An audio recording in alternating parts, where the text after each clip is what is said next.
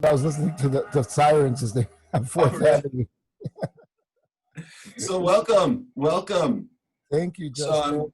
great to see you. I'm here with Jay Rodriguez, and um, anyone who knows Jay knows that he is a monster musician. In fact, that is a phrase you taught me, Jay, when we were 15, 16 years old. You said monster musician, and you are most certainly a monster musician. Thank you. Jay is a multi-instrumentalist, and you cross genres, and there are such beautiful clips on YouTube of you playing everything from salsa to funk to Latin jazz to free jazz, and it is all spectacular. Jay also speaks. He also speaks so movingly about the process of making music and what it means to you. And let's jump in where you are now. We were having a conversation, and you talked about serving the community and trying to lift up artists and help Correct. people out. Correct. So tell me what you're doing with that. You know that phrase. How do you gain self-esteem? We do esteemable things. I was told many years ago. Whenever you're feeling down and things are feeling like it's the end, you do something esteemable. Whether it's like helping your wife or your kid or helping a little lady cross the street. You're like, hey, you know what?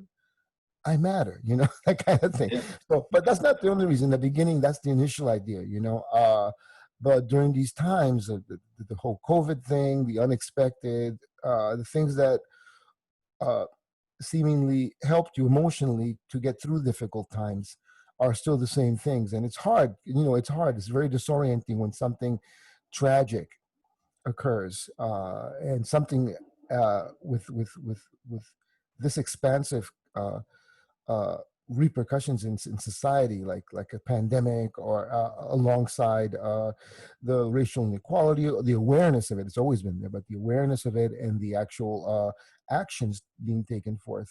It's a pretty incredible time to be living in, but it's also very hard to see people struggle. It's a time of awareness and change. Uh, anyway, so I, I could easily just in the beginning when this thing hit, like everybody else, I was shut down, and it was like feeling it's like you fell down on your head, and you're like, what? How do I get up? And we get up, right? And 3 months into this, or 4 months, it feels like it's flying down. Um, you're like, right away, what do we do? So Mark Rebo, the guitarist who I've been working with the last about 2 years, I've known him for a while. Um, uh, he's a big activist, but more importantly, I've learned about him is that and I've been around other activists. When I look back now, I'm around other people like you, Justin. I think people who serve the community. Like nobody's paying us to do any of this. This is volunteer stuff to society. You're doing an esteemable act. And so, and artists are in a great position to do it. But human beings doesn't have to be it could be anybody. The idea for me was to just try to understand what was going on, how to get through this. The first thing that happens is a socioeconomic aspect of how do I now I'm a musician, I'm an artist, how am I going to make a living getting through this thing? Right away, I was teaching in the school. I don't teach a lot, but because all of a sudden I wasn't touring, I could teach really quickly.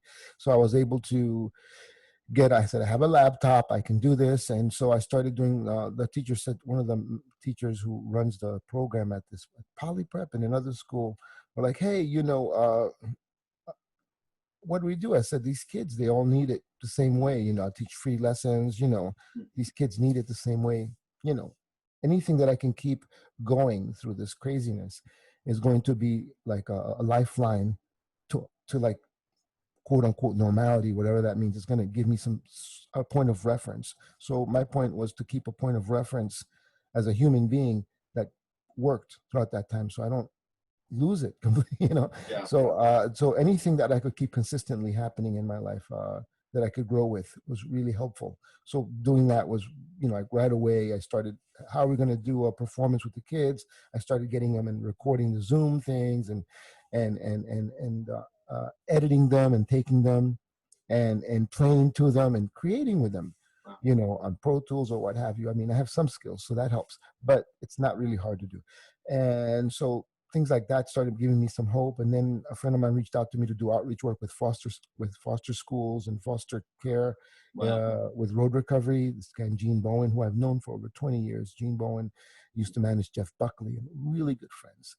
and music cares, people for music cares. Just, I realized there was a lot of giving and healing going on in that sense. And so it's, how do we do this? So right away he jumped, and all of a sudden I had this little bit of an income, not great, but just, just stuff that I was already doing, and it really kept it real for me. Along it was hard, and then getting up in the morning and making sure that my kid woke up on time to catch his classes, school. So I felt like everybody around me, including the teachers at my kids' school, and were really, everybody really.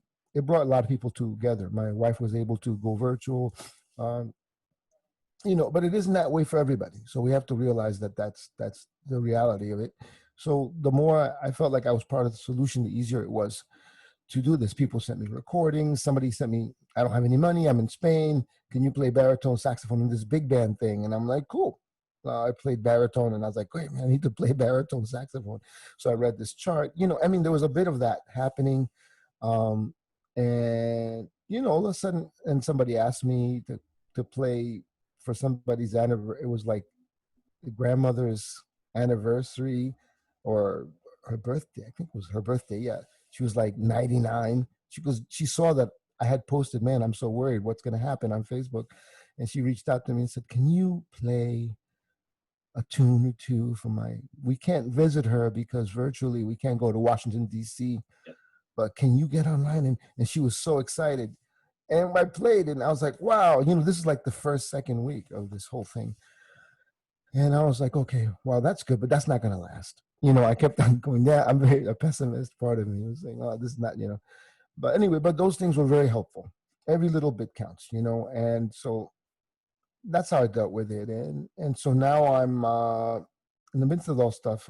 Mark Rebo started this thing called Music Workers Alliance, talking about, which is not really a union, because the union has specific things, and they have limitations based on how the federal government deals with them, on all politics, all that.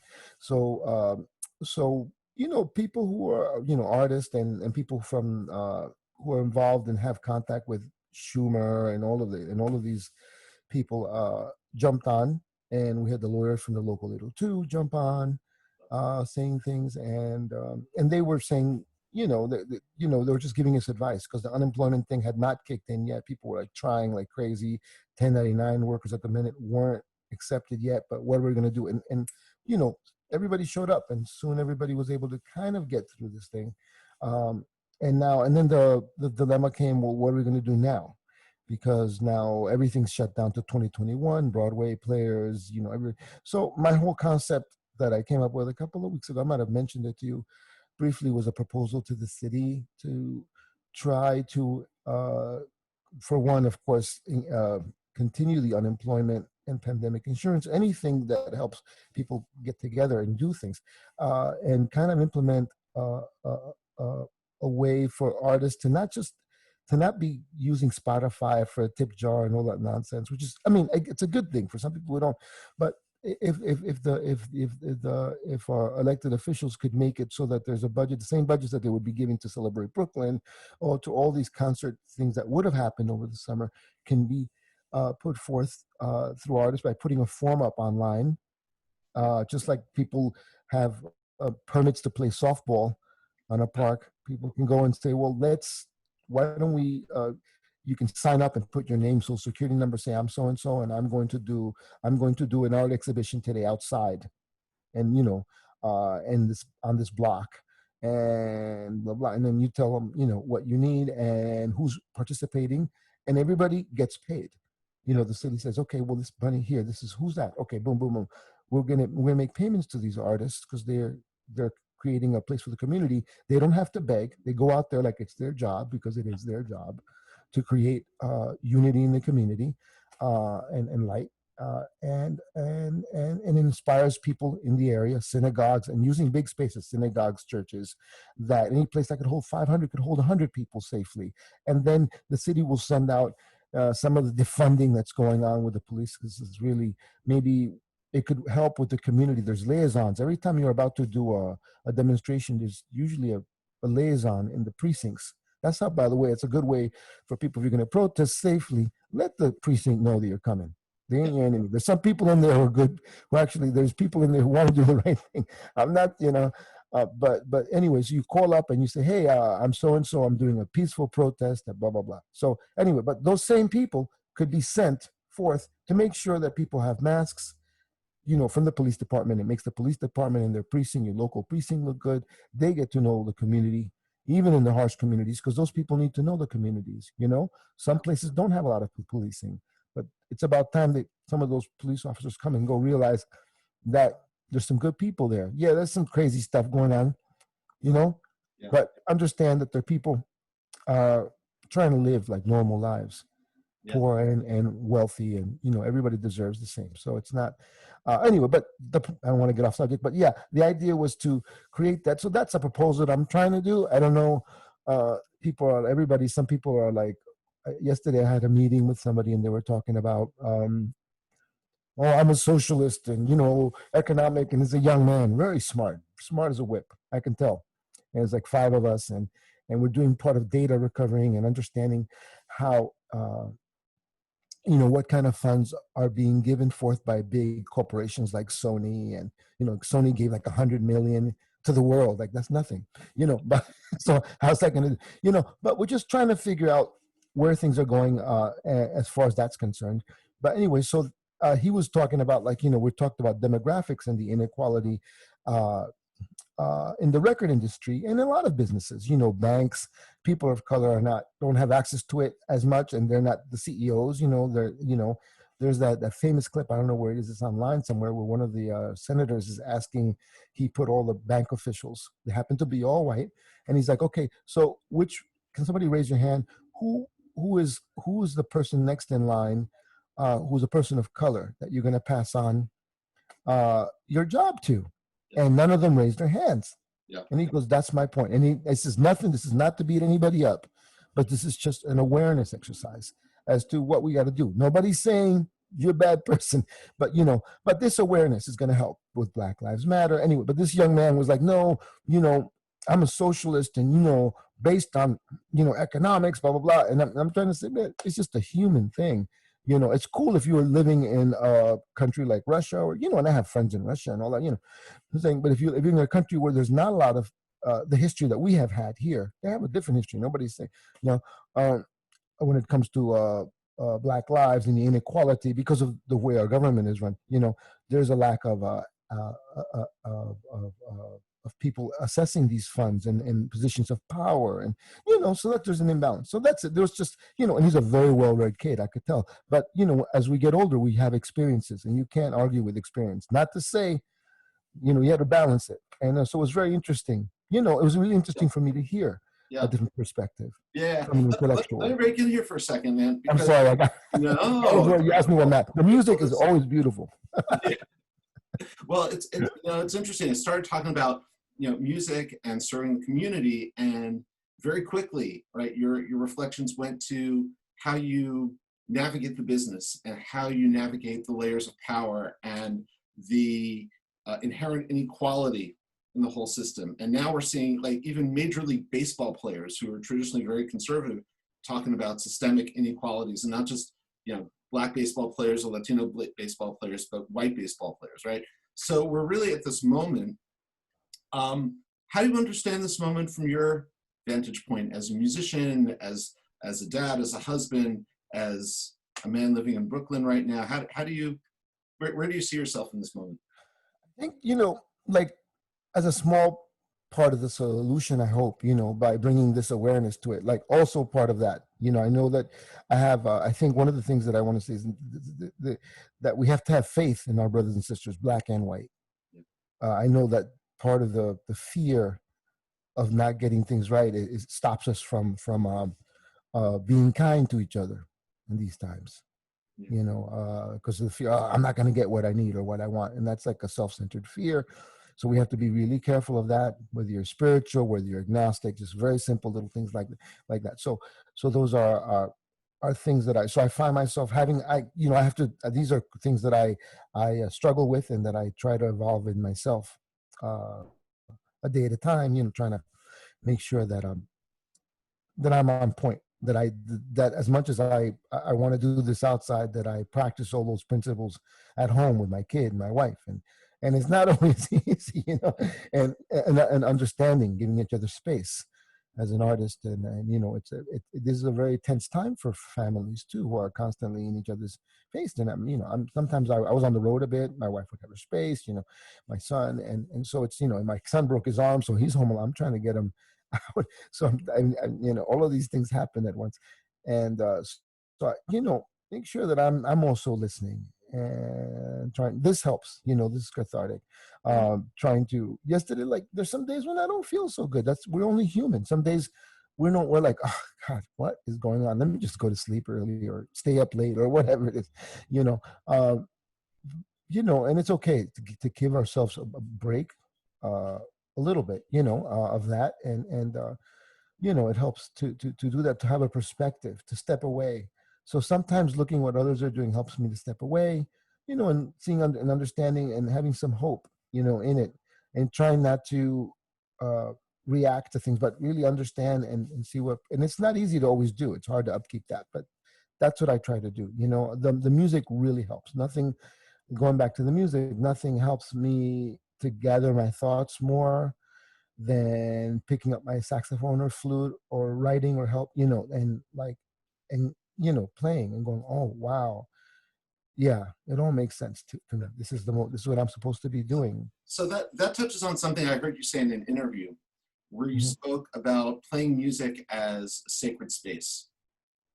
Yeah. Yeah, How, it how is. did you tell us what that's like, and how did you come to that, and how did you come to music, and how do you inhabit that sacred space? Well, that's the only time. I used to have a really bad stuttering problem when I was 10. Like a lot of us had all sorts of issues. And and I remember Mrs. Gallup. Mrs. Gallup was a speech teacher.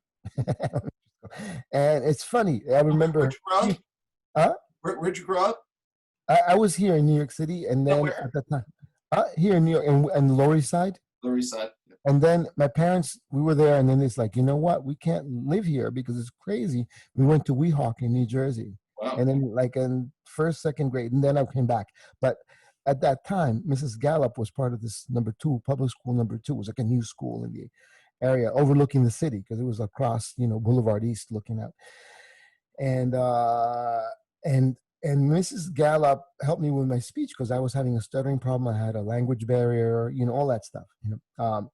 And and it turns out her husband, I remember very clearly, or her boyfriend at the time, was a saxophonist. Huh. I didn't even realize that. It was just a coincidence. And I had a clarinet anyway. So she kind of bonded with me. It was very sweet, and that was something that really meant a lot to me. Anyway, I just practiced a lot. It helped me a lot to feel like I belonged. I felt like the better I got, the more it spoke to me. It was a very quiet space for me. Uh, it seemed to be the only time I was left alone with my brothers and sisters. Didn't bother me so much. They were also very encouraging. They thought it was really, my brothers and sisters were like, oh, wow, that's great. Wow. They were just, I have older brothers and sisters, and they were very encouraging about that. And they were also, my family they loved music. We weren't musicians, but we loved music. There was What Susanna music did Weber, you hear growing up? vallenato, which is like the blues of the Caribbean coast of Colombia, vallenato, cumbia, and a lot of salsa and soul music, because my brothers and sisters were older, and they right away identified with the Black Power movement.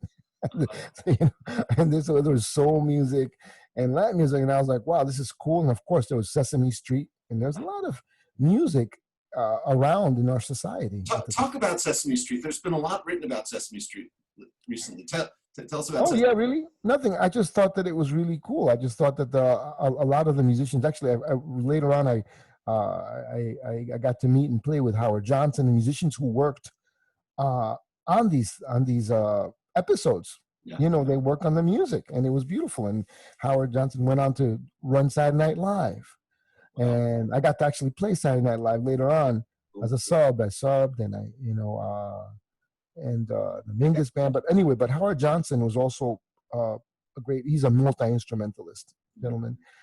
And he also played the Gil Evans band. And so I was just, as I got older, it all related to me. But at the time, that's something that I found myself. I want to stick to loving. the Sesame Street thing for a second. Okay, sure. Two things. One is that there have been there was something, an article, I forget, it was the New Yorker, New York Times recently, And I grew up on Sesame Street. I learned how to read because of Sesame Street. And I Oh thought yeah. when I would go out into the world, I would go to a street that looked like Sesame Street, where there would be Gordon and Luis and Mr. Hooper and this kind of That's right. cultural. That's a New York City. That's a good point. Yeah. And the thing is, that was intentional. The creators Of had this course. vision of this sort of multicultural, multi-ethnic, economically egalitarian True. society. And True. I grew up, I still, like, when I think of the ideal place where I'd want to live, it's Sesame Street. Like, No, and I it makes identified as sense. a street in Brooklyn. I don't know where, like a street in Brooklyn or Queens, and that's what I want to be. Now, ever That's a good see, point. They spoke Spanish, and I was like, oh yeah. wow, so you heard them speaking Spanish on Yeah, Sesame? at some given point, they'd say something in Spanish. And then there was the electric company as you got older. Yeah, that's right. That's I was right. like, cool. And then there was Zoom, those hippie kids, Zoom. And I was like, oh man, they're playing games. They were doing the beginning of rap. They were clapping and saying their names, and it was cool. I said, these kids are like teenagers. They were so cool. Yeah, Yeah, yeah, they're playing. Yeah, yeah. yeah, they're But playing ever, spheres. And, I'm sorry, what was that, man? no, they're right. They were playing word games, and I thought that was really cool. With their. Yeah, but ever see the clip of Stevie Wonder playing Superstition on Zoom on Oh, Sesame Street? oh man, it's amazing. Isn't that Yeah, amazing? they had Ray Barreto, Tito Puente. They were introducing the world to music and that to me, that's a really great point you brought, Sesame Street, because it taught human beings, urban people, or just human beings in America, that all of this is a part of us and we're a part of it, and so we need to nurture it and accept each other. But of course, people are like, oh, that's so idealistic. I was like, no, just chill. Who wouldn't want to feel good about their neighbor or help neighbor? I think I have a feeling people are well intentioned. There's a lot of fear that, like I said before, blocks our light of the spirit, or of what. But anyway, but yes, I totally agree. So let's get back to your story. So here you are. You're 10 years old, and you're playing saxophone, and it's really working. I recall from when we were teenagers, you had an important teacher to you. You have all these musical influences, and you had a teacher who also taught you to play either classical saxophone or flute. Yeah. When I was a little boy, Paquito de Rivera, the clarinetist, his father lived a couple of blocks away from me and heard me practicing, and we became friends. He was like 75 at the time. Wow. And he started giving me conducting and solfeggio lessons very early on, at 10. Yeah. We had oboe exercises, and he taught Paquito. And Paquito then defected. And I met Paquito when he had just arrived. He defected from Iraquere via Spain. And I was blown away. And then I remember inviting them to dinner to my house. And my brothers and sisters were like, what? You got to meet Paquito? And then he came and we had dinner. And it was beautiful. And it was like, that was it. Like, it pushed. My parents were like, oh, my son really, and not only that, but then Tito de Rivera would come over.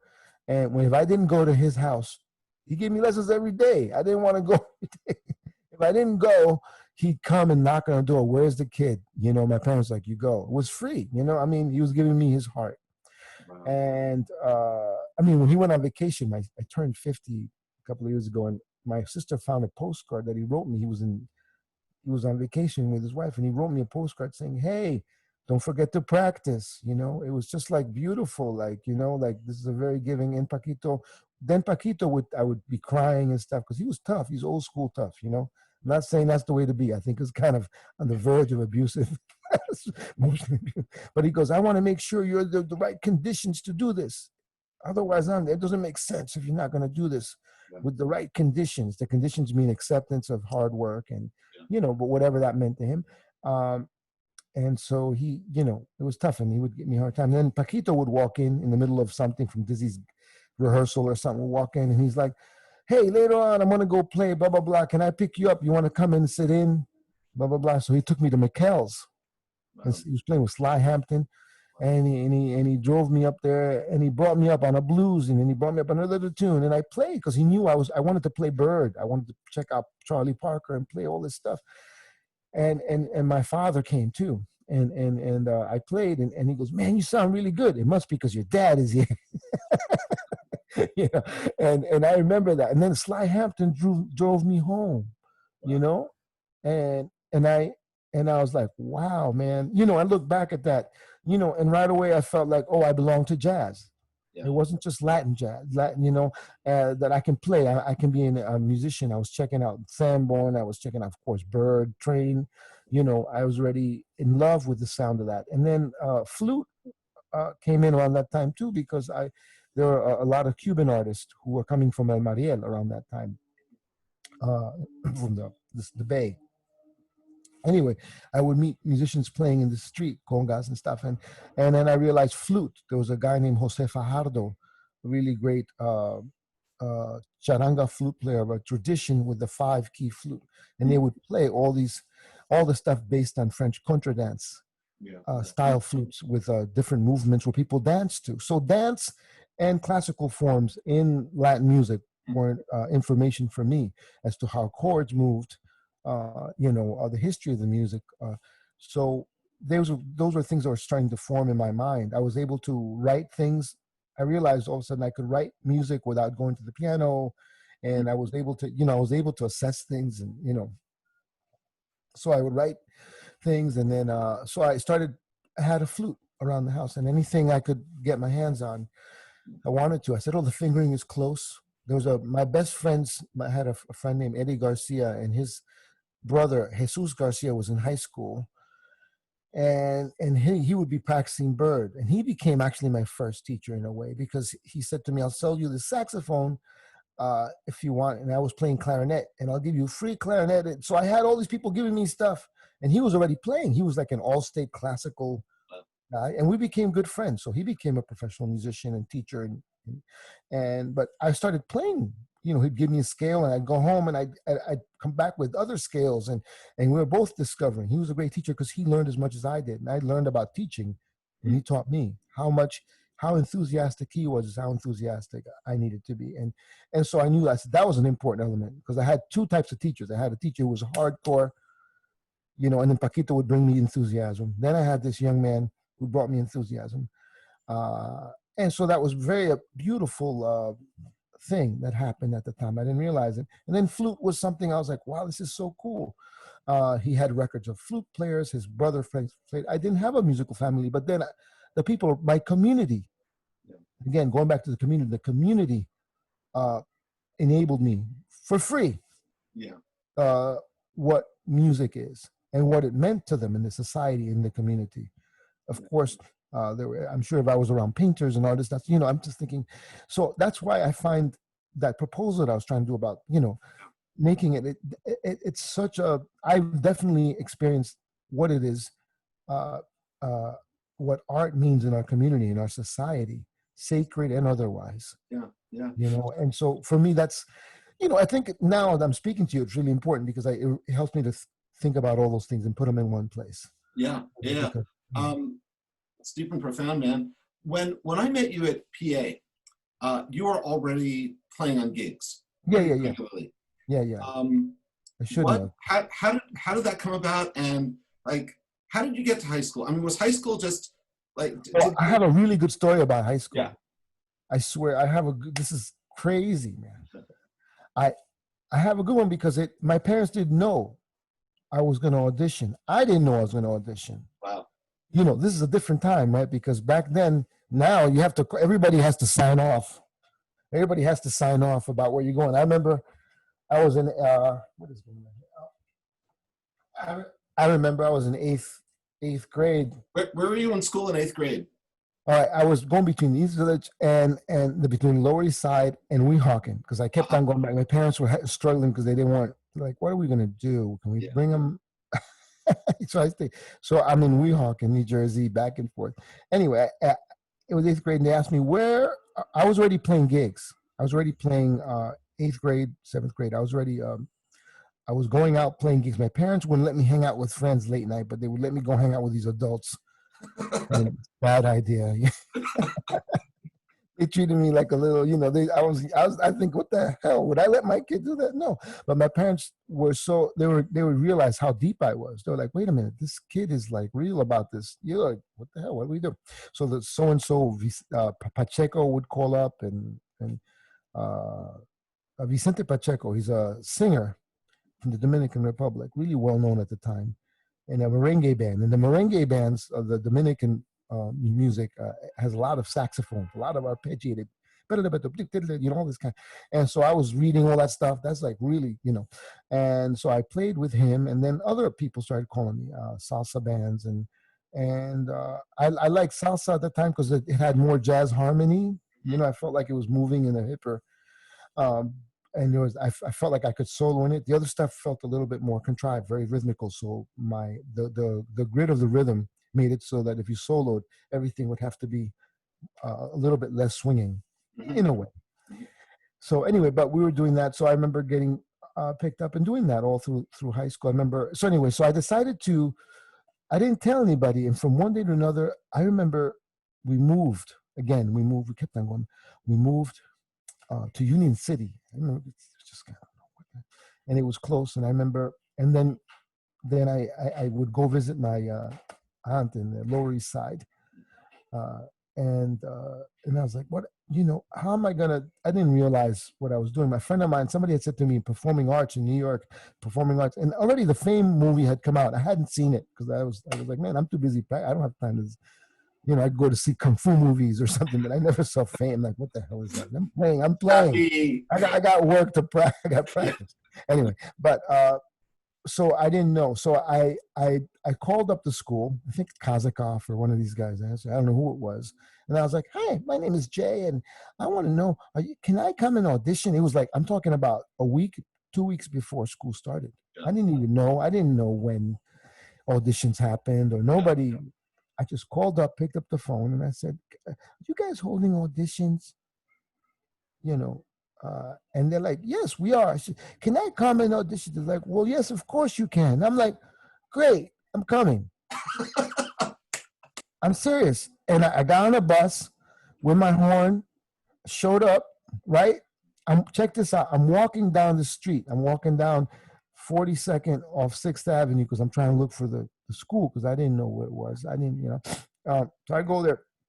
I'm walking, and there's George Braith, the Braithophone. He plays two saxophones at once, and Cindy Blackman. Cindy Blackman went on to marry Carlos Santana. Oh, and Cindy, the drummer. Yeah, Cindy. Yeah, Cindy's a good friend of mine. But Cindy was playing drums. Joe Locke was playing vibes. They'll tell you this. And I'm walking down the street. They didn't realize I was this kid going on my way to audition. So I'm like walking, and I hear this music, and they're playing all blues. And I remember, and Cindy was a young lady playing drums. I'm like, man, this is cool. This is so freaking cool. Can I sit in? They're like, sure, young. I sat in and played, man. I was late for my audition. I walk over to the audition. I go up the stairs. They tell me to play scale. I think that was the audition was play this scale, play that scale, minor scale, blah, blah, blah. Can you hear this? Can you tap this rhythm? And then I played a piece. Then I improvised something. They're like, all right. Anyway, I was like, okay, bye. They're like, okay, bye. And is there a number we can reach you at? They don't even have a number. That's what the person said. Do you have a number I can reach you at? I'm like, oh, yeah. Yeah, of course. And I gave them, I said, I'm going to be in Jersey or this number. And then so they call, I said, I'm visiting, So I went to Jersey, and my oldest brother's like, yo, somebody's calling you. I'm going, what? Yes, he's calling me about some school. I'm going, what? No way. I picked up and like, yeah, we start, blah, blah, blah. And I'm going, what? That was it. I showed up to school. I felt like I had hit the lottery. I didn't even realize how hard it was to be part of performing arts. I didn't know how difficult it was to get in. I had no, I was just going to show up. I like kids do. There was no pressure from parents. There was no pressure from there was no pressure. If I got in or I didn't, I was going to do what I was going to do, wow. And then I got in and I was like, oh my God, you people are just like me. Because unfortunately, my elementary school experience was mixed. There was a bit of racism. There was a bit of misunderstood. things, jealousy, a little bit of bullying. You know, it was a little bit of everything. Um, you know, and I really, you know, I wasn't intimidated, obviously, by me. I was like, whatever, man, you know. Uh, but and once I started playing gigs, I was like, man, I'm not having it. These are my friends. They're like beards and cars. They're like, yo, are you okay? I'm like, yeah. I'm like, this, what's up with this? It was like a kid's dream when you think about it. And my parents are funny because they're so conservative, you know. You know, they would not let me hang and be like a normal kid in one Yeah. way. Yeah. I remember then around that time, freshman year, I remember going, we were going on a road trip with Tito Puente.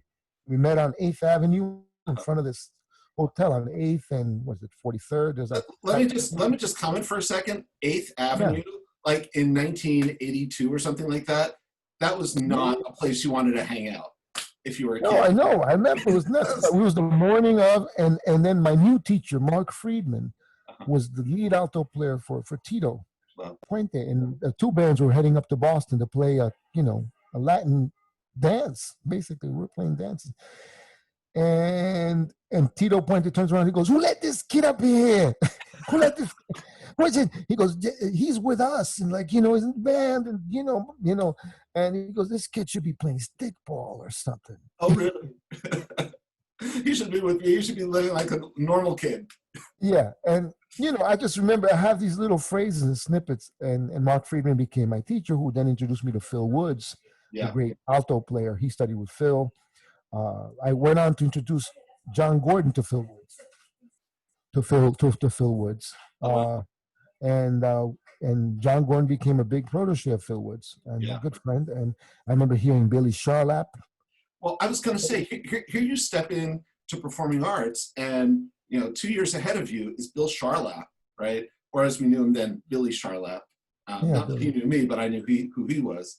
And John Gordon and Eleanor Beinman, who's a good friend of mine. Eleanor. I was going to say these monster players who even in high school were incredibly accomplished. Yeah. What was it like to be among them? And I know you're still friends. We were friends. I felt really like I was like, yo, I arrived. I heard Billy playing left hand swing on his left hand and being able to solo on a blues quietly, and I was like, man, that's what's up. That's I was like, I got a better lesson there. And then I played with him, and I was like, man, let me try to, and then, was it. And then John Gordon was playing a lot of classical music, right. He played if I remember correctly, he played the Glazunov saxophone concerto with the orchestra. Right. The thing is, I was playing all that stuff too. I just wasn't of the grade. And I think it was a little unfair because I definitely already played that stuff. Yeah. I just felt like there was like there was a lack of equality within it. It's because the system was built that way. No matter how good I played. Say more about that. I think school, where did that come from? I felt it. I felt like when I did my juries, because we had real juries, I'd play like a Vincent Persichetti piece. Yeah. Like, I played really high level classical saxophone stuff already. Yeah. Even though the color of my skin I knew because Paquito's dad, that's all he played. He was a classical saxophonist. And I had already taken lessons with Joe Allard, who was teaching a lot of the great Manhattan School of Music. And a summer I spent studying, just learning how to hold the saxophone and play it correctly and all. So all of these things were part of. So I remember doing that, and I remember not getting the same accolades. And John Gordon was my friend. I took him on his first gigs. I took him. I was like, "Yo, John, let's go," and he played with me. And even I brought Billy Charlap to a Latin gig. He played Latin twice. Some gig. It's a really funny, weird gig. Because we became friends. I remember going to Billy Charlap's house and going, "My God, this is fantastic! You live here, like this is amazing." And and it was really wonderful. And he was turning me on to Weather Report, which I hadn't heard. Yeah. He was getting into electric stuff. Yeah. And that was really great. So, and then, so I remember John Gordon, myself. Also, Justin Robinson came in a year. That's right. Yeah. After me, and he was already playing, and he came from a totally jazz, no classical aspect. I mean, he could play everything, but he coming from a very different place as a player. It was about the Black American experience, you know, straight up. And so, you know, it's coming from Frank Foster. So it was really, I was like, oh, wow. So all these aspects, he was checking out Adderley. I was still into Bird and Phil, and just understanding where everything fit. And I felt at home that way. I also loved the classical music aspect of stuff. I saw players of different levels. There were people who didn't play. Anyway, so the race thing was that every time I did like my jury, I thought I deserved an A plus and some, you know, and I didn't, you know, and I would have loved to have done the Glazunov, and I was ready to do all those things. I had been, you know, the Crescent Sonata, I was already practicing all those things. Um, I just also had gigs and I did other things, but you know, I felt that, I mean, I also didn't know how to speak up for myself. I didn't have that kind of headspace, but I do believe that the color of my skin, I have to say honestly, didn't, I'm not sure if I don't think people did it on purpose, but as part of the institutionalized awareness of how we treat others based on skin color, it's maybe, you know, I felt like I didn't have the same opportunities at the time, and it was a small school, but I felt a little bit different, and I felt like, and then boom, we were thrusted into LaGuardia with our brothers and sisters from music and art, and then it was different. You know, there was like all of a sudden there was jazz, and there was like the classical. It was like and I was like, I always saw it as one thing. I just wanted to study music. I love performing arts because I was going to get the jazz and improvisation aspects of it anyway, you know, from studying and understanding, because it's a folkloric music, you know, and it was informing, improvisation was informing me. The more classical music I studied, the more I understood my ways of improvisation and what it meant to me as a composer, as an improviser. So I always loved to study music to this very day, studying music, you know, not jazz, just jazz per se, but studying music. And so I got that from performing arts, which I loved, you know, Fader or all of the teachers that were there, you know, yeah. And I remember, yeah, it was just, I just want to say, you know, from, you know, I love your work. I wish I hung out with you personally. I'm just really sorry that you experienced that, that racism. That, you know, yeah, you're that's very what it is. generous to say it was under the surface. They weren't aware of it, but you felt it, and Yeah, that's yeah. real. I felt like I didn't get the same opportunities. Maybe you know, and I'm looking at parts of me that I could have been more present, you know, perhaps. But those things would have made me, uh, they would have, they would have made me feel different about things in life later on. You know, I mean, it's okay now. I'm a grown up. I'm not going to blame. Yeah. You know, everybody's like, oh, you know, my father. You know, you know, this. I had a dysfunctional family. I had a friend of mine. I had a friend of mine. You know, everybody. Yeah, you know why you had a dysfunctional family? Because you were in it.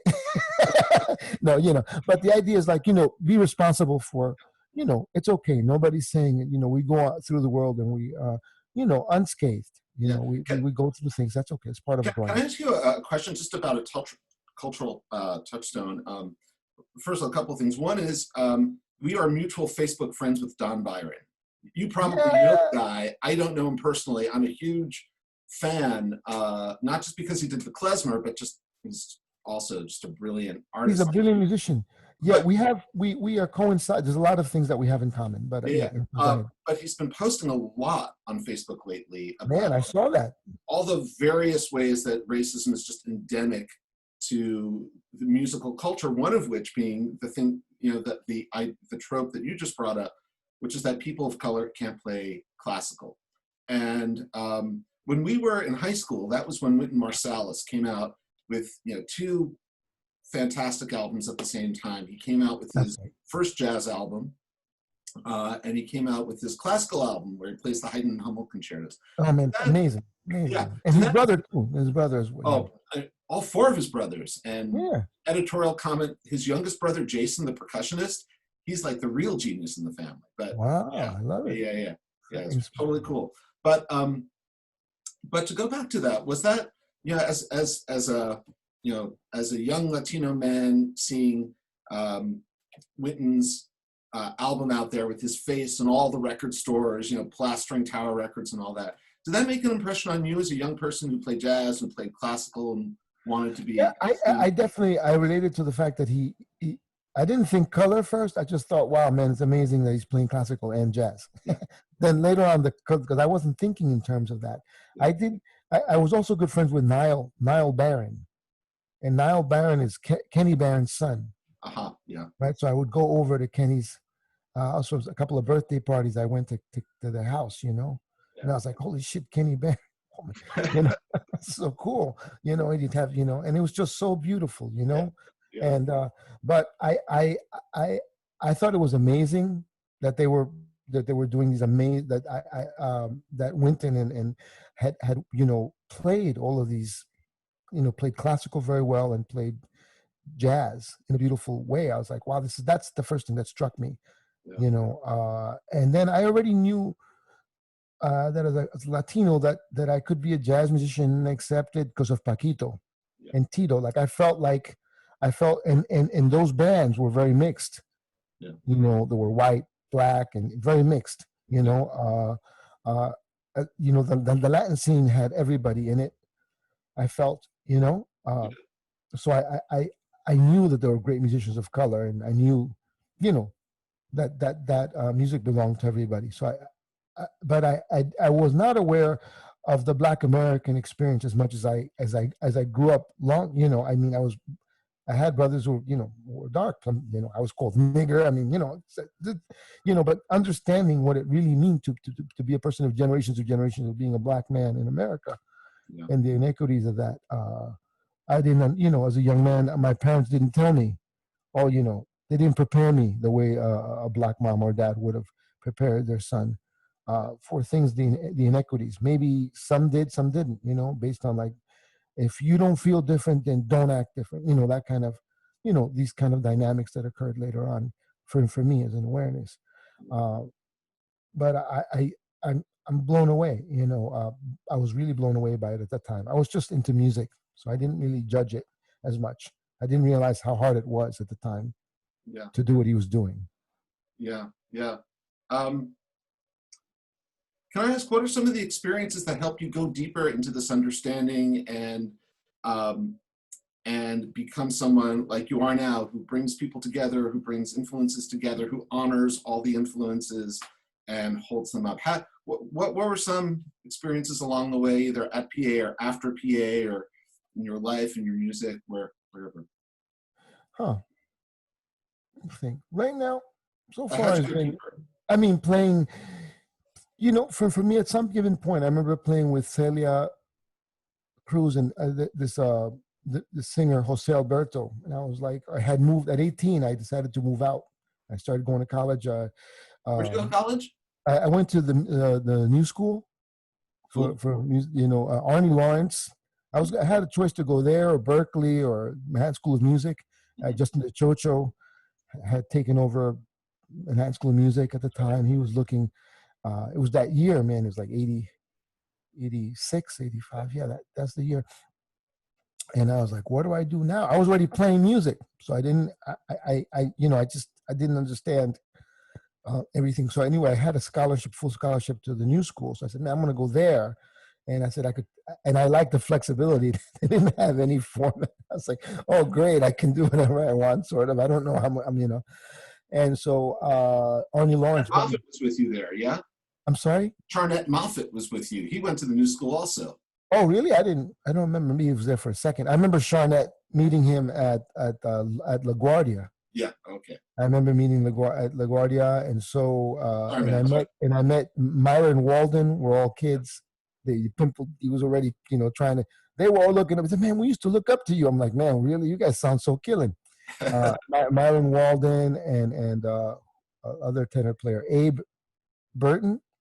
Abe Burton, really, yeah. And his brother used to play drums. I remember, but Abraham Burton, yeah, they were all kids at LaGuardia. So I met these kids who were, you know, about to be really great musicians. They are great now, but they weren't there yet. You know, they were just, you know, I was already playing. I was the experienced dude.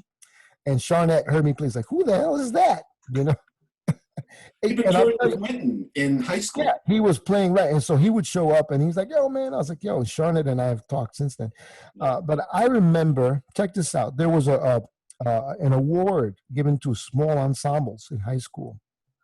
And the two bands that were competing were, I played alto and tenor, and the other band was Billy Charlap, Justin Page, Sean Smith, and John Gordon. Wow. You know, them, and then it was me. Who was playing bass? It was me. There was a young drummer. I forget his name now. It was a Terrell Alexander. I can't remember. I think Charlotte was playing bass. No, it was Conrad Adderley. Conrad Adderley, and myself and Scott Brown. There was a young Scott Brown who ended up was playing. He was playing with Jocko in high school. You got to be kidding.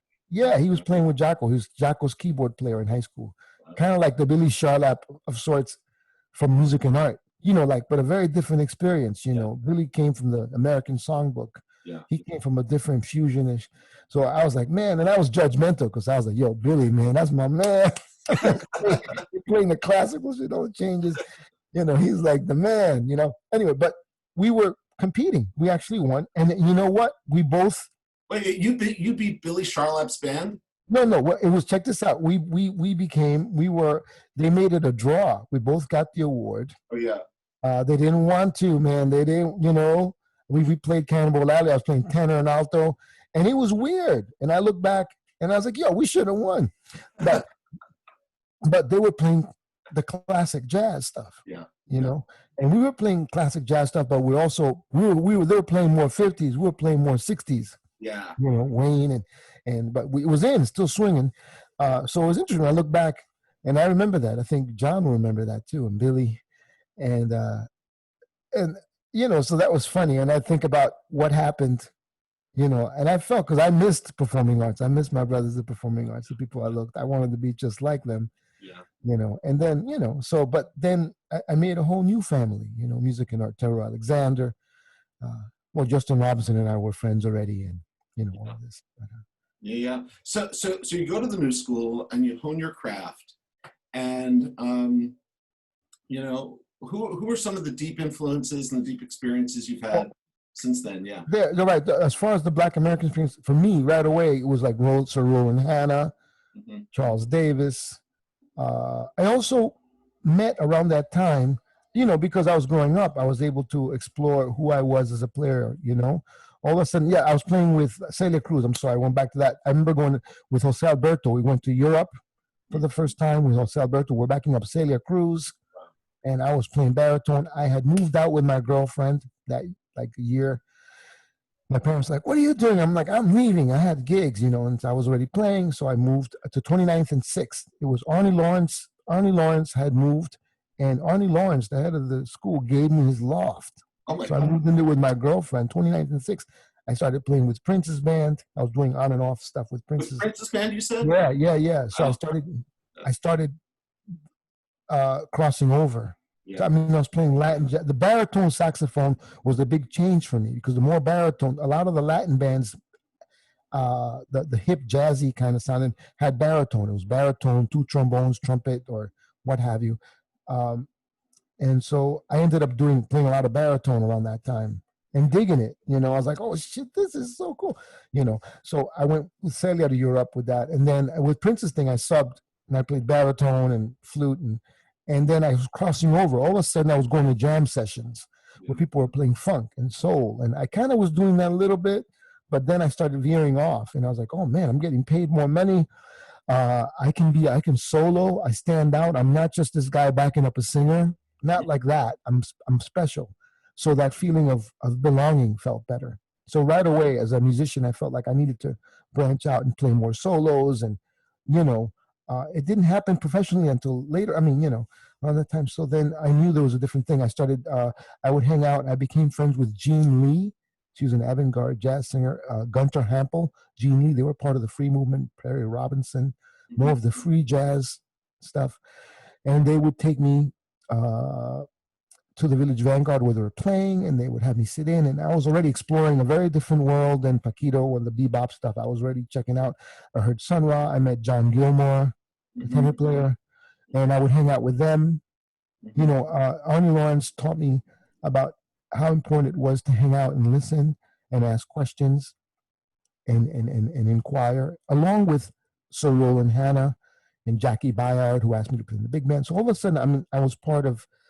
The most beautiful thing about college at that time was that I was able to play with some of my heroes, not understanding. I started studying with Jimmy Heath. Wow. Jimmy Heath became a teacher.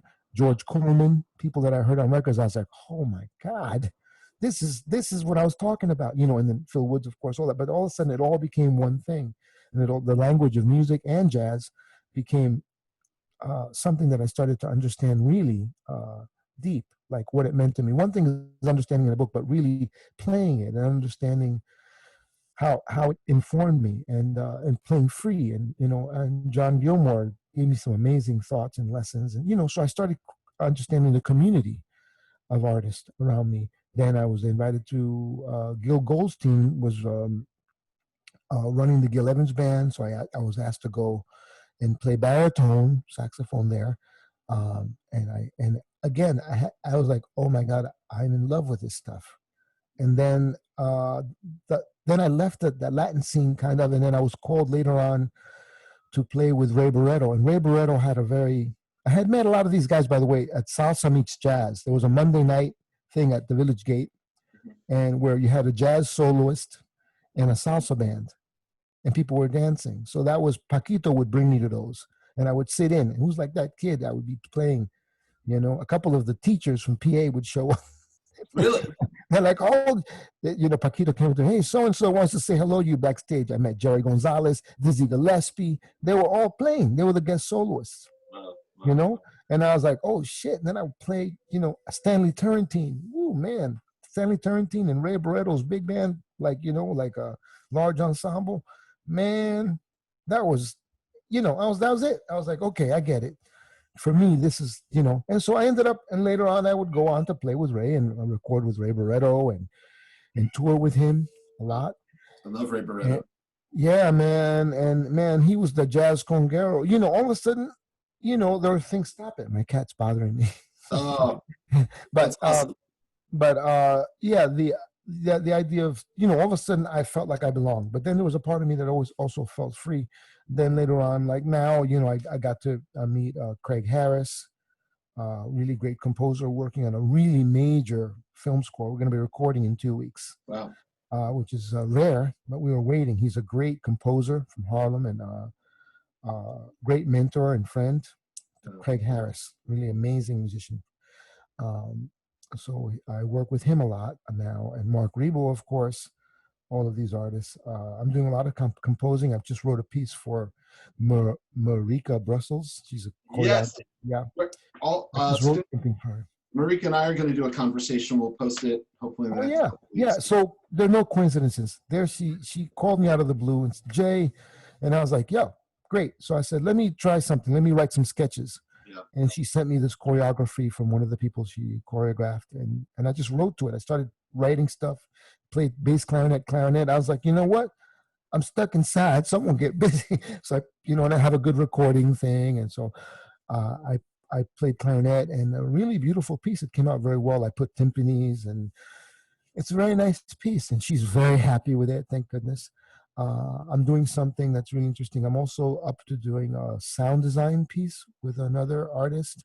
There are all these new things that are coming up that I've decided to embrace, which I think are just exploratory as a composer, as a musician, and the idea of sound.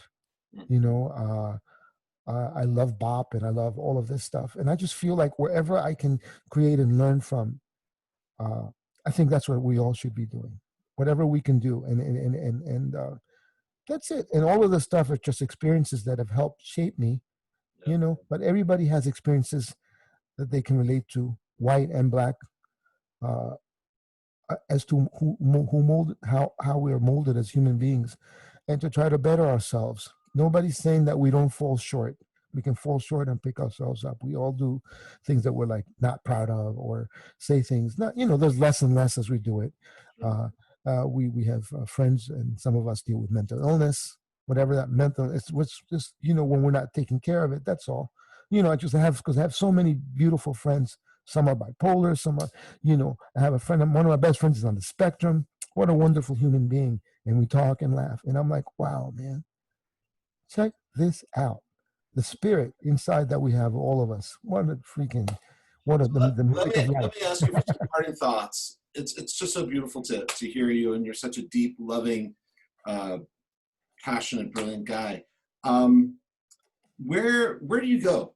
You know, where do you go to fill up the well, because you give so much? Where do you go to nourish your own soul, your own sense, your own capacities for love and generosity and clarity of mind? Where do you go for that? For me, it really is like they say, it's a practice. Like some people practice in religion. Some of us, I pray in the morning. I take time out, and sometimes I don't have time to do it. Like I'm in a hurry. This is picking. Yeah. And uh, sometimes people go to sleep early in my house, so I just kind of quiet down. And I'll think about something, or I'll read about something, or I'll go for a walk. Mhm. But basically, the routine for me is to say thank you at the end of the night. And that was, somebody said that's the oldest prayer. It exists in every language. So thank you. Sometimes I wake up in the morning and I definitely say thank you. Even when I'm not feeling it. Some days I feel really connected to whatever we call a God or spirit of universal consciousness. And some days I don't. I'm usually a little connected. I'm just not that off, but whatever that means, because it means different things on different days for me personally. But it's all connected. Some days I'm feeling like, what is going on? And, I don't ever ask why I'm being challenged. And I look at the parts uh, of myself as an earthly being, because we're on earth, we have to deal.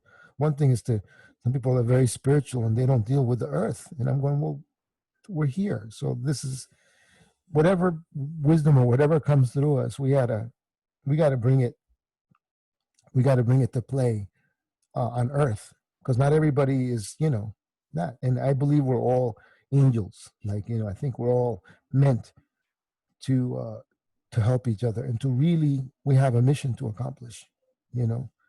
And sometimes it's a tragic mission, and sometimes it's just like, who knows why. We ask why, and there's definitely things that we have to work on as human beings. But but I can get into. But yeah, I say thank you at night, even if anything, if but I'd get deeper in that. But I usually say thank you in the morning, and I say thank you at the end of the night.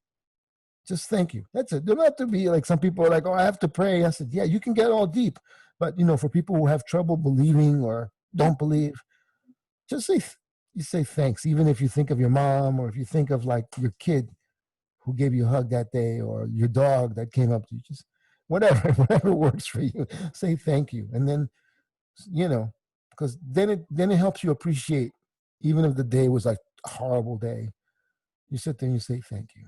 You know, I had a friend of mine's dad, good friend of mine's dad. Uh, he was not well, and and like he died 2 days after. But I went to visit him. He kept a couple of blocks away, and I held his hand, and he said, and I, and he was, he's like, I said, hey, Nobu, do you want, I'm gonna give you some water. He goes, hey, thank you. He said, thank you. And he died like the next day. But like that, like, like that, that's it.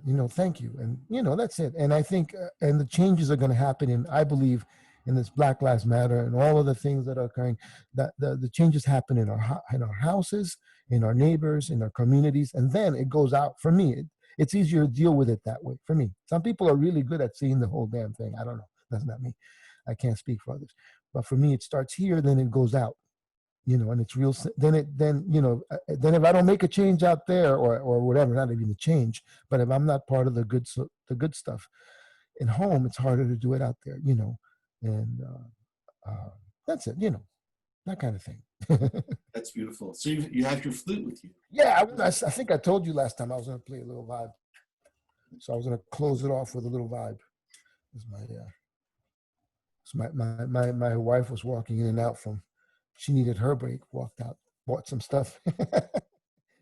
Microphone picks up everything. Yeah. Tell us what you're gonna play for us, man. You know what? I'm gonna play something free, but you're gonna hear influences of everything we spoke about. So let me turn the fan off. Give me 1 second.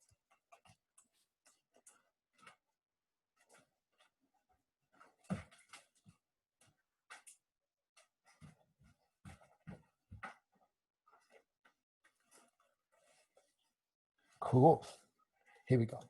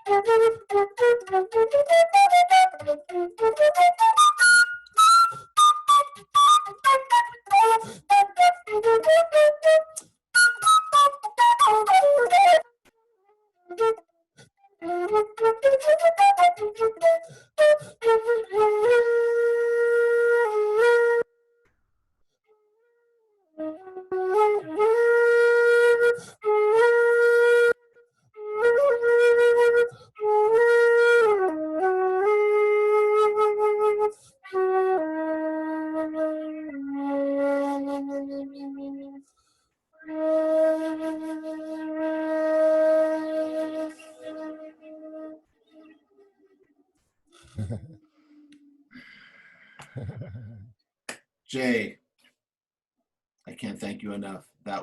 Thank you. That's what a master sounds like. That's what love and generosity and pulling all these strands together in your life, from the heart, from the mind, from experience, your own experience, the experience of people you love, the experience of our people, all people. It's really Yeah. so beautiful. Thank you. Nah, thank you. That was wonderful. Thank you for the opportunity. I was like, man, it's so deep. Thank you for catching all of this stuff and doing all of this stuff for the community, all of our brothers and sisters in PA and MA and all of the artists in New York City. It's so important that people realize how important this is in our community, that art is so important in our community and what it speaks to, the language of music and the arts. And that's what we learned, right? That's what That's we did. awesome. That's Yeah. true. Thank you, my friend.